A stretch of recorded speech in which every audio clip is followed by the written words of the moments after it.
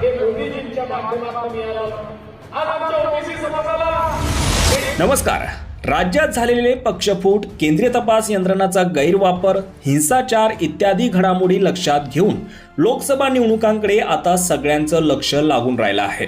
राज्यात लोकसभा निवडणुकीसाठी पहिल्या टप्प्यातील मतदान हे 19 एप्रिलला होत असून उर्वरित 4 टप्प्यात लवकरच मतदान होणार आहे.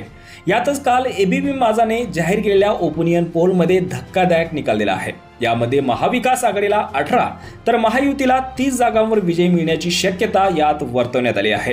त्यामुळे एबीपी माझाच्या पोलनुसार भाजप आणि महायुतीची जोरदार हवा राज्यात दिसत असताना मात्र सोशल मीडियावर फडणवीसांच्या एका सभेचा व्हिडिओ व्हायरल होत आहे. या व्हिडिओमध्ये राज्यातील भाजपचे मुख्य नेते तसेच उपमुख्यमंत्री देवेंद्र फडणवीस हे रिकाम्या खुर्च्यांसमोरच भाषण देताना दिसत आहे. महत्त्वाचं म्हणजे कालच्या पोलनुसार भाजप सर्वाधिक जागा या विदर्भात जिंकत असताना देखील भाजपच्या सभेत मात्र रिकाम्या खुर्च्या बघायला मिळत आहे. व्हायरल झालेला व्हिडिओ हा भंडारा जिल्ह्यातील असल्याचा दावा करण्यात आलेला आहे.